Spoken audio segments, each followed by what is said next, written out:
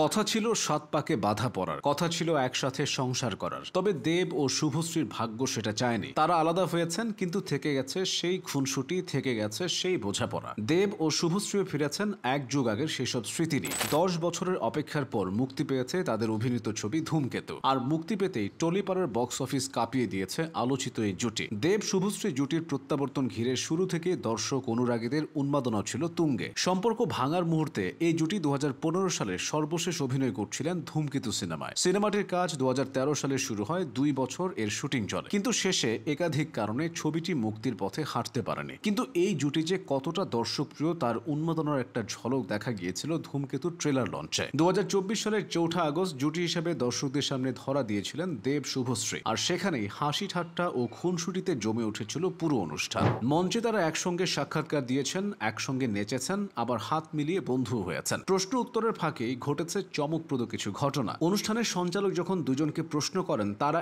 একে অপরকে আবার ফলো করবেন কিনা, তখন শুভশ্রী বলেন, কে আগে ব্লক করেছিল? এই কথার উত্তরে চুপ করে যান দেব। এরপরই শুভশ্রী নিজের ফোন বের করেন এবং দেবকে ফলো করেন। মঞ্চে তারকা জুটিকে একসঙ্গে দেখে উচ্ছ্বাসে ফেটে পড়ে উপস্থিত দর্শকরা। সঞ্চালক শুভশ্রীকে প্রশ্ন করেন তিনি দেবকে কিছু বলতে চান কিনা। উত্তরে চ্যালেঞ্জ সিনেমার সেই ভাইরাল সংলাপ দিয়ে শুরু করেন অভিনেত্রী। বলেন, আমার সঙ্গে বন্ধুত্ব করবে? এতে হেসে ওঠেন সকলে। পাল্টা প্রশ্নে দেব বলেন, কেন? এরপরই শুভশ্রীর মুখে শোনা যায়, এমনি। তারপর একে অপরের দিকে বন্ধুত্বের হাত বাড়িয়ে দেন দুজন। কে জানে এটাই হয়তো শেষবার, শেষ জুটি করে অভিনয়। দেব শুভশ্রীর আলাদা হয়ে যাওয়া তাদেরকে যতটা পুড়িয়েছে, দর্শকদেরকেও ঠিক ততটাই কষ্ট দিয়েছে। কিছু কিছু জিনিস মানুষকে এক ধাক্কায় অতীতে ফিরিয়ে নেয়। দেব শুভশ্রী জুটিও ঠিক তেমন। এই দুজনের সাথে জড়িয়ে আছে অসংখ্য মানুষের শৈশব কৈশোর। তখন সকালটা শুরু হতো সঙ্গীত বাংলায় তাদের গান দিয়ে, বিকালের অবসর সময় কাটতো জলসা মুভিজে তাদের ছবি দেখে। চ্যালেঞ্জ দিয়ে শুরু, এরপর একে একে ধামাকা সব ছবি উপহার দিয়েছিল দেব শুভশ্রী জুটি। সিডি ডিভিডি যুগে এসব দেখে বড় হয়েছে গোটা একটা প্রজন্ম। ২০০৯ সালে এই জুটির প্রথম সিনেমা চ্যালেঞ্জ মুক্তি পেয়েছিল। এটি নির্মাণ করেছিলেন রাজ চক্রবর্তী। বলা চলে রাজ চক্রবর্তীর